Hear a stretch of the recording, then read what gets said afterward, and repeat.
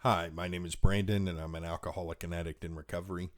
The first time that someone approached me and told me they thought I might have a drinking problem, I knew that they might have a good reason to say that. But I denied it, and I pushed away the thought of it because I didn't want to think about that. And then once I finally got to a point where I gave up drinking, when someone told me that I might need to take it a step farther by getting into a recovery program like AA, I told them that I didn't need that. I could do it on my own, and I was fine. My marijuana maintenance program, where I didn't drink alcohol but smoked lots of pot, was working just fine for me. Thanks. And then when someone finally told me when I was at my bottom that I needed to go to rehab, my first reaction was horror, and just that person was crazy. I couldn't believe that someone thought I needed to go away for 28 days to get sober and to start a program of recovery. But because of the way that person approached me, it planted a seed. And it didn't take more than 24 hours for that seed to grow and for me to say, oh man, they're right. Actually, they're right. I do need to go do this. And so a lot of times I find myself now in a position where I'm talking to someone who doesn't want to hear what I'm telling them.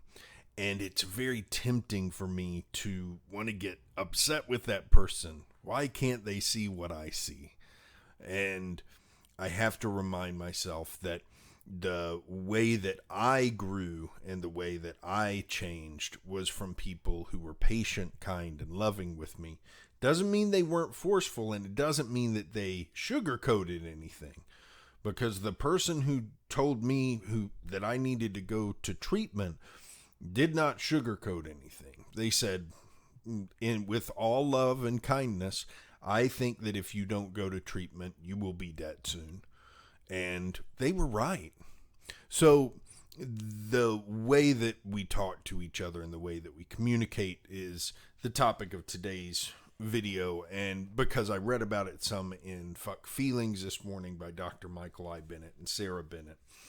And while it can be frustrating, especially for those of us who are in the recovery community, if we see somebody else who is on the brink, who is having problems, who is either on the verge of relapsing or has relapsed, when we know what this person needs to do to get back on track, but they just won't listen to us, they just won't pay attention, it can be very frustrating. But what the authors say about it is this: when you can't persuade someone to take what you feel are life-saving measures, you have to be careful not to push so hard that you end up persuading him to avoid your angry, scary self altogether. Instead, accept your lack of influence, including an ability to save and protect, and then present your reasoning with respect and patience instead of rage and hysteria. And that's where I've made some mistakes in the past. I have tried to make a case with someone about something I felt they needed to do for themselves with anger in my heart. And that did not help the situation whatsoever. Where I really needed to be focusing was, how do I show this person that I love them and care for them by being brutally honest with them? Again, that doesn't mean that I sugarcoat things for people. It means that I come to them from a place of patience, compassion, kindness, and love, which includes being honest when I see them doing something that I feel is really problematic. If they don't accept the information that I'm sharing with them or the feedback that I'm giving them, I have to understand it's not my place to get them or force them to accept the things that I'm saying. That's outside of my control. And if I try to control that, if I try to get involved in that, that's just setting a lot of fertilizer down for resentments to grow. And that can be a big problem when we get into relationships with people who are like us. They have their own opinions about how things should be done, and they're hesitant to do it anybody else's way.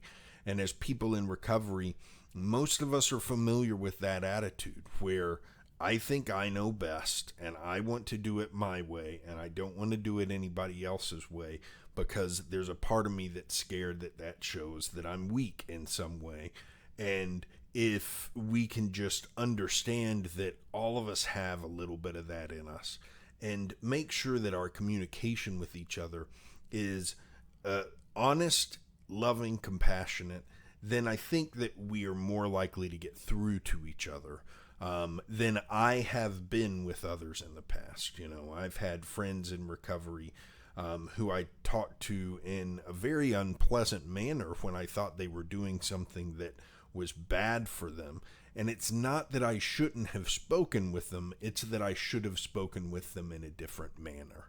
And so the point of all of this is that it's really important for us to exercise our willingness to get out there and to tell our friends, tell our peers when we feel like they are doing. This doesn't mean get involved in other people's business per se. There's a fine line, but you know, if people we care about are doing things that are hurtful to themselves or those around them, then it's okay for us to tell them.